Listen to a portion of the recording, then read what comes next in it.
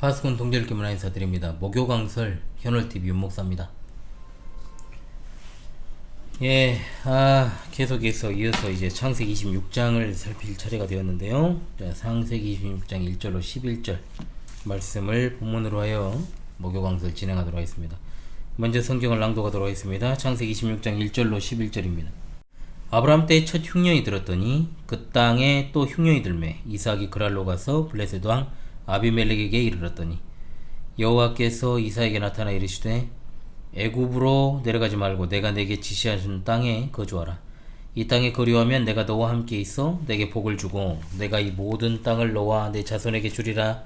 내가 내 아버지 아브라함에게 맹세한 것을 이루어 내 자손을 하늘의 별과 같이 번성하게 하며 이 모든 땅을 내 자손에게 주리니 내 자손으로 말미암아 천하 만민이 복을 받으리라. 이는 아브라함이 내 말을 순종하고 내 명령과 내 계명과 내 율례와 내 법도를 지켰음이라 하시니라. 이삭이 그랄에 거주하였더니 그곳 사람들이 그의 아내에 대하여 물으매 그가 말하기를 그는 내 누이라 하였으니 리브가는 복이 아리따우므로 그곳 백성이 리브가로 말미암아 자기를 죽일까 하여 그는 내 아내라 하기를 두려워함이었더라. 이삭이 거기 오래 거주하였더니 이삭이 그 아내 리브가를 껴안은 것을 블레셋 왕 아비멜렉이 창으로 내다본지라.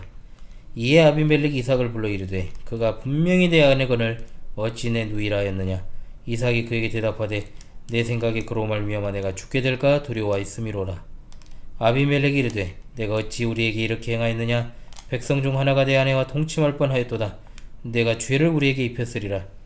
아비멜렉이 이에 모든 백성에게 명하여 이르되 이 사람이나 그의 아내를 범하는 자는 죽이리라 하였더라. 아멘.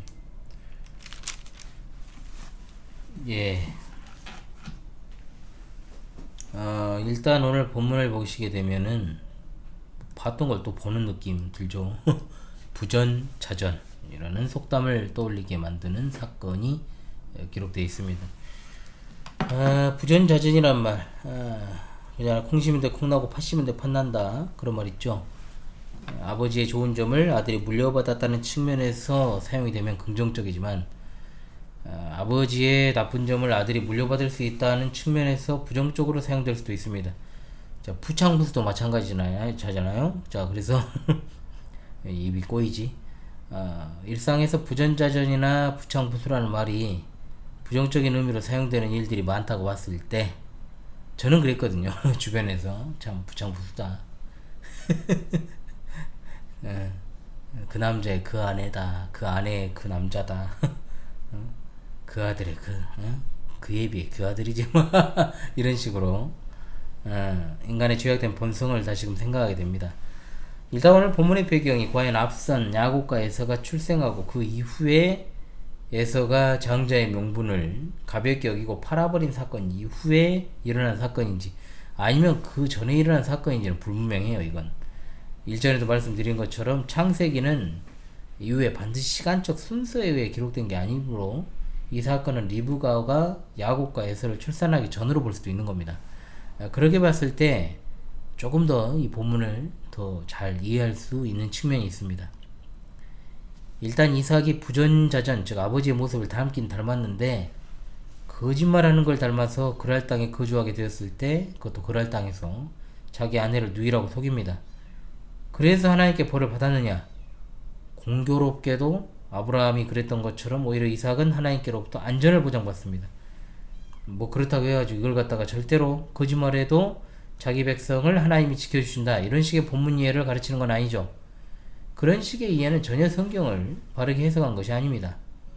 언제나 성경은 도대체 이 일을 통해 하나님이 하시고자 하는 것이 무엇인가 이걸 보여주죠. 이 본문에서도 이삭의 거짓말에도 불구하고 하나님께서는 어떤 분이시고 어떤 일을 하셨는가 라는 것을 보여주기 때문에 이삭의 행위 자체에 포커스를 맞추는 건 성경 본문에 대한 바른 이해가 될 수 없습니다. 성도는 성경을 바르게 보는 눈을 길러야 되겠죠. 오늘 본문의 서두에 이렇게 시작을 해요. 아브라함 때라고 했습니다. 아브라함 때에 첫 흉년이 들었더니 아브라함 때에도 흉년이 있은 재차 또 그 땅에 흉년이 들었다. 이렇게 시작하는 건 지금 이 사건은 아브라함과 연결된 사건이다. 이걸 이제 의도적으로 드러내는 거예요. 우리가 앞서 아브라함 때 있었던 사건들을 상고했으므로 이 사건들에 대한 이해가 빠릅니다. 아브라함도 자기 아내를 누이라고 속인 적이 2번 있었습니다. 그러므로 이삭이 자기 아내를 누이라고 거짓말하는 장면까지 도합 3번 창세기에 마누라 누이 사건이 등장을 하는 겁니다. 성경을 파괴하기 위한 의도로 성경을 연구하는 것들은 이런 측면을 들어가지고 성경의 후대에 100% 편집됐다, 이런 식의 문서서를 주장을 합니다. 하지만 비슷해 보이는 사건일 뿐 분명히 그 사건들이 가지고 있는 특징, 배경, 그리고 하나님께서 주시고자 하는 메시지는 다 달라요. 언제나 성경을 파괴하려는 자들은 여러가지 시비를 걸고 성경의 무호성을 훼손하려 하지만, 성경을 하나님의 정확무한 계시 진리로 믿고 따르는 신실한 신자들은 그런 것에 휘둘리지 않고 하나님 말씀을 그대로 받아서 순종합니다. 오늘 아브라함과 이삭의 이른바 부전자전 사건을 통해 하나님께서 그의 백성들을 어떻게 인도하시는가, 아울러 하나님 백성인 성도들이 어떻게 살아가야 될 것인가 우리에게 교훈하여 주심을 바로 알고 말씀을 받아 순종하는 여러분 되시기를 바랍니다. 자, 일단 오늘 본문 자체를 보기 앞서 이삭의 아버지 아브라함께서 2번의 거짓말, 이른바 마누라 누이 둔갑 사건, 창세기 12장에 나오고 20장에 나옵니다. 하나님께서 하란 땅에 거주하고 있던 아브라함을 가나안 땅으로 부르셨죠. 이사를 거듭하다가 베델이라는 곳에서 장막치고 하나님을 예배했고, 또 남쪽으로 계속해서 거듭 이사를 진행합니다. 그런데 마침 그 땅에 기근이 심하게 들어 하나님이 약속하신 땅에서 멀어지고 이집트로 이주를 하게 됩니다. 굉장히 중요한데요, 하나님은 이집트로 가라고 하신 적이 없습니다. 그럼에도 그는 하나님께서 약속하신 땅을 떠나서 거주의 경계로 정하신 걸 마음대로 이탈해버린 거예요. 군대로 따지면 이제 위수지역 이탈이라 그러죠. 이것은 사안에 따라 탈영으로 처리될 수 있습니다. 군인은 외출, 외박, 휴가 때도 정해진 곳에 있어야 됩니다. 또한 그 위치를 항상 부대에 보고를 해야 됩니다. 의무죠. 아브라함은 하나님이 또 정한 거주의 경계를 이탈했습니다. 아브라함이 이주했지만 하나님께서 거기에 대해서 어떤 말씀을 하지 않으셨습니다. 그러나 오늘 본문의 이삭은 좀 달라요. 처음부터 이집트로 내려가지 말고 내가 내게 지시하는 땅에 거주하라고 하셨습니다. 그러나 아브라함에게는 구체적으로 애굽으로 가지 말라고 하시지는 않았다는 것. 아브라함이 이집트로 이주하고 보니 일단은 그때도 말씀드렸지만 자기 아내가 너무 우윳빛깔이에요. 제가 그 부분 강설할 때도 말씀드렸습니다만 딱 봐도 눈에 띄니까 이집트 사람들은 그런 빛깔에 톤이 없잖아, 피부톤이. 오늘날에도 여자들이 피부 하얘면 다 인기 좋잖아요. 그러니까 아브라함은 자신의 생명을 지키려고 다른 지역으로 이주할 때 사라에게 자기 누이 동생이라고 하라고 서로 간 합의를 했어요. 물론 그 당시 문화적 배경에서 보면 아브라함의 이런 태도를 전혀 이해 못할 것도 아닙니다만, 어찌되었든 이런 작자를 주인이라 부르며 따라다닌 사라도 대단하죠. 일단 그 당시 아내는 남편의 소유물에 불과하니까 그럴 수 있습니다. 여튼 아브라함의 우려대로 우윳빛깔 고운 자태를 자랑하는 사라의 외모가 이집트 절대 지존 바로의 귀에 들어갑니다. 늘 그래왔던 것처럼 예쁜 여자는 다 내꺼 라는 생각하에 사라를 자기의 후궁으로 드리려고 궁으로 불러들이죠. 그런데 하나님께서 그날 밤에 바로에게 바로 큰 재앙을 내리셨고, 바로는 아브라함을 불러 책망하며 그를 내보냅니다. 자, 아브라함의 거짓말로 인해 사라가 남의 남편이 되고, 그죠? 그래서 남편이잖아요. 아브라함은 바로와 사돈이 되어서 애굽에서 눌러앉아 살게 될 수도 있습니다. 그렇게 되면 하나님의 언약에 이제 크나큰 위기가 찾아옵니다. 그래서 하나님께서는 거짓말을 한 아브라함이 아니라 바로에게 벌을 내리신 겁니다. 하나님의 입장에서 아브라함의 거짓말보다 바로의 행위가 하나님의 언약에 저촉되는 일이므로 그것을 먼저 벌하신 겁니다. 그렇다고 해서 여기서 아브라함의 거짓말이 정당화되지는 않습니다.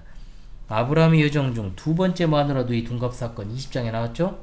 그 부분을 강설하면서 이 사건이 반드시 19장에 나오는 소돔과 고모라 사건 이후에 일어난 일로 볼 필요가 없다라고 말씀드렸어요. 나이 많아가지고 어떻게 그럴 수가 있느냐 또 이렇게 따지는 것들이 있으니까, 어찌됐든 이삭의 출산을 앞두고 그런 일을 재조명하신 하나님의 뜻이 있어요. 배경은 공교롭게 이삭이 부전자전 사건을 저지른 그 땅입니다. 그랄이에요. 여기서도 아브라함은 마누라 누이 둔갑을 시전합니다. 그 땅의 왕 아비멜렉이 사라를 아내로 맞이하려고 불러들여요. 그런데 그날 밤 하나님께서 아비멜렉에게 현몽하셔서 사라의 일로 인해서 네 죽어 이렇게 말씀을 하십니다. 아비멜렉은 자기도 모르는 일이 벌어진 것에 대해서 억울합니다. 호소하고 하나님께서 그걸 들어주시고 아브라함과 사라가 어떤 이들인지를 설명해 주시죠. 하나님께서 아비멜렉이 현모하신 건 그로 인하여 범죄하지 않도록 하시기 위함. 이 사건을 계기로 아비멜렉이 아브라함에게 양과 소와 노비를 이제 주면서 그랄에 거하게 되는 겁니다. 그때 아브라함이 아비멜렉을 위해 기도했는데 그의 기도를 통해 아비멜렉에게 내려졌던 하나님의 징벌, 즉 태가 열리고 그 사건 이후에 사라도 곧 잉태를 하게 되어서 이삭의 출산을 앞두게 되는 것이 20장 사건이었습니다. 사실 이집트에서 아브라함이 취한 행동은 아직 하나님께 대한 신앙이 성숙치 못했던 시점이니까 어느 정도 이해할 수 있다 해도 그랄 땅에서 일어난 일은 조금 이해하기가 어렵습니다. 아브라함이 이집트에서 많은 재물을 거느리고 나올 수 있었고 워낙 잘 나가니까 조카 롯이 분가를 해야 될 정도로 부자가 되었지 않습니까? 또한 집에서 길리고 길린 318명을 거느리고 용감하게 싸워 가나안 땅에 쳐들어온 구돌라오멜 연합군을 상대로 승리하기도 했고 또 하나님과 언약을 체결하기도 했고요. 또한 소돔과 고모라를 하나님의 공의로 멸망시키는 장면을 보았으며 직접적으로 그 당사자이기도 했습니다. 그런데도 불구하고 아브라함은 그랄 땅에서 또 마누라 누이 둔갑 사건을 시전한 거죠. 연약한 모습이죠. 그럼에도 하나님께서는 아브라함에게 징벌을 내리지 않으시고 어찌 보면 아브라함에게 사기당한 바로 아비멜렉에게 징벌을 내리십니다. 그것은 다름 아니라 그들의 행위 자체가 결국 하나님의 언약을 무너뜨리는 결과를 초래할 수 있었기에 그리하신 겁니다. 아브라함의 목숨을 건지고 오히려 많은 재물을 소유하게 된 건 결국 거짓말이 아닌 사라를 보호하시는 하나님의 섭리로 인한 것이었습니다. 이삭이 부전자전 사건을 일으킨 것에 앞서 아버지 아브라함으로부터 이집트에서 있었던 일, 그랄에서 있었던 일을 들었겠죠. 분명히. 그러나 안타깝게도 부전자전을 다른 방향으로 실천했습니다. 아버지의 두 번의 실패에서 어떠한 교훈도 얻지 못하고 교훈을 얻었죠. 살려면 마누라를 누이라고 해라.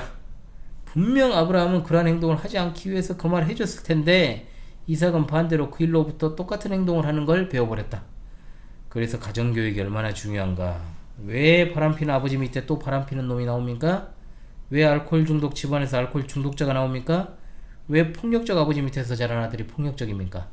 유전자 때문입니까? 물론 그런 것도 있겠죠. 그러나 학습 효과입니다. 그런 걸 보고 자라면, 자, 엊그제 우리가 영혼 유정설과 영혼 창조설 이야기했잖아요. 그러니까 이런 게 난제인 거예요. 그래서 그런 걸 보고 자라면 내가 안 해야겠다라고 생각하는 게 아니고 자연스럽게 나도 그렇게 되어가고 있는 모습. 학습 효과죠. 잘못된 학습 효과가 일어나 버린 겁니다. 부모가 자신의 잘못된 행동을 타산지석으로 삼아 자녀를 지도하는 것도 조심해야 돼요. 내가 그랬으니까 너는 그러지 마라잉. 말 안 했으면 몰랐을 텐데 몰랐다면 아예 생각하지도 않았을 일들이 반대로 학습될 수 있어요. 조심해야 됩니다. 이거 저도 어린 시절부터 목사들의 어떤 잘못된 행태, 부도덕한 모습, 신앙과 삶의 불일치를 목격하면서 나중에 하나님의 부르심받아 내가 목사가 되기로 결심했을 때 생각을 했습니다. 나는 절대로 저런 목사는 되지 말아야지. 그들의 반대로만 하면 난 좋은 목사가 될 거라 생각을 했어요. 한 번씩 그들의 모습이 나오려고 하는 순간마다 누르고 왔죠. 지금까지. 이제는 거의 그런 모습은 없고 아직까지는 스스로 평가하건대 스스로 평가합니다. 자평하되 다른 목사들과 견주어서 그런 면에 있어서는 상대적으로 괜찮은 목사다. 절대로 이걸 갖다가 무슨 자랑하려고 하는 말 아닙니다. 이런 어떤 교육적 측면을 우리가 고려해야 된다는 거죠. 기근으로 인해 약속의 땅에서 다른 곳으로 이주하려는 이삭에게 하나님께서 나타나셔서 직접 말씀하신 건 아버지 아브라함에게 하셨던 언약적 축복. 첫째, 이 모든 땅을 너와 네 자손에게 주겠다. 둘째, 내 자손을 하늘의 별과 같이 번성하게 하겠다. 셋째, 천하 만민이 내 자손으로 말미암아 복을 받게 하겠다. 하나님이 그렇게 하신 이유, 아브라함이 하나님 말씀에 순종했기 때문이다. 구체적으로 말씀하시기를 아브라함이 내 명령과 내 계명과 내 율례와 내 법도를 지켰음이라 하셨습니다. 내 말, 내 명령, 내 계명, 내 율례, 내 법도라는 말이 다 따로 있는 게 아니라 같은 말에 대한 강조입니다. 하나님 말씀에 대하여 아브라함이 철저하게 순종했다는 뜻이죠. 비록 아브라함의 신앙 여정을 보면 부족하고 연약한 점도 드러나고 또 어떤 때는 형편없는 모습도 있었지만 아브라함은 하나님 말씀을 순종했고 그 순종의 결정판이 바로 이삭을 제물로 바치라는 하나님의 지시를 한치의 망설임도 없이 수행했던 것입니다. 이와 같은 하나님의 말씀을 들은 이삭이 그랄 땅에 남기로 결정했고 이미 그곳은 아브라함이 판 우물들이 있던 장소였습니다. 그러나 그것도 벌써 한참 전의 이야기죠. 그러므로 이 본문에 등장한 아비멜렉도 아버지 아브라함 때의 아비멜렉과는 또 다른 사람이죠. 바로라는 호칭이 애굽왕을 가리키는 말이라면 아비멜렉은 그랄족 속의 통치자를 가리키는 말이니까, 즉 이삭과 아비멜렉이 아버지 세대 만남에 이어 또 만나게 된 것, 진짜 부전자전입니다. 이삭도 이삭이거니와. 그러면 아비멜렉은 과거에 아버지와 아브라함 사이에 있었던 일에 대해 알고 있었을까요? 알고 있었을 가능성이 큽니다. 자기가 들어서 알거나 아니면 아버지로부터 들었을 겁니다. 사라가 예뻤던 것처럼 리브가도 예뻤습니다. 이 대단하죠. 대를 이어 이 집안 여주인들은 다 예뻐요. 나중에 야곱의 아내 라헬도 겁나게 이쁘다고 나오죠. 이삭도 아버지 행동을 따라서 자기 아내를 누이라고 마누라 누이 둔갑을 시전합니다. 아브라함은 실제로 이복 누이였으니까 그럴 수 있다 쳐도 이삭의 경우에는 그런 핑계 못 댑니다. 이제 명백한 거짓말이죠. 그런데 이삭의 우려와는 달리 리브가에게는 별일이 일어나지 않았습니다. 그러니까 어머니 사라처럼 바로나 아비멜렉이 데려가야 되는데 안 데려가요. 그러면 한편으로 리브가의 미모가 사라에 비해 떨어지는 거 아니냐, 리브가가 의문의 일패 이런 말 많이 하잖아요. 한 것 아니냐. 그게 이제 잘못된 추론이죠. 그거는 오래 거하였음에도 불구하고 아무 일도 일어나지 않았는데 어느 날 이삭이 리브가를 껴안는 것을 들켜버렸어요. 오빠가 동생 안아줄 수도 있지, 뭐 사실 현 시대에 그럴 일은 거의 없지만 오빠가 동생 안아줄 수 있지 그렇게 생각할 수 있지만 그게 아니고, 이 단어 자체가요 농밀한 애정 행각을 가리키는 말이에요. 그러니까 도저히 부부가 아니고는 할 수 없는 스킨십을 하니까 아비멜렉이 하고 놀란 거예요. 눈치를 챈 거죠. 그래서 아비멜렉이 이삭을 불러다가 또 책망을 해요. 아버지 아브라함 때에도 아버지 아비멜렉에게 이 창피함을 당했는데 아들 대에 와서 또 아들 아비멜렉한테 또 창피당해. 그런데 이번에 좀 민망한 것은 아비멜렉이 리브가를 건들지도 않았다는 거. 아예 부르지도 않았고. 그러니까 이삭이 거짓말을 안 했더라도 별일이 일어나지 않았을 것인데 그가 먼저 거짓말을 선수 쳐버린 거예요. 그러니까 일찍 이제 이 상황을 놓고 보면 웃기잖아요. 일찍이 아브라함은 그랄 땅에 대한 안 좋은 소문을 들어 알고 있기를 그러잖아요. 그랄 땅에 있는 사람들이 하나님을 두려움이 없으므로 남의 아내면 죽이고 이제 빼앗아 간다. 그런 소문이 이제 있었겠죠. 사실이었을 겁니다. 근데 실제로 아브라함이 생각할 만큼 그랄 땅이 막장이 아니었고, 동네가 오히려 아브라함보다 더 도덕적이고 신사적인 왕이 통치를 하고 있었어요. 그리고 그대로 왕부터 백성들이 이르기까지 하나님을 두려워했고요. 정반대였죠. 그리고 나서 꽤 많은 시간이 흘렀습니다. 이걸 갖다 한 70년 정도의 시간으로 본다면 완전히 그랄 땅에는 남의 아내를 빼앗으려고 사람 죽이고 하는 일들이 없어졌다고 봐야 돼요.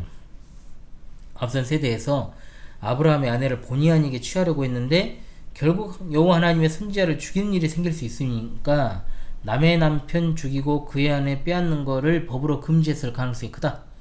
아브라함은 생각지도 못했지만 하나님은 그렇게 일하신 거예요. 앞서 사라 경우에는 하나님께서 직접 개입하셨지만 리브가는 그렇게 하지 않으셨어요.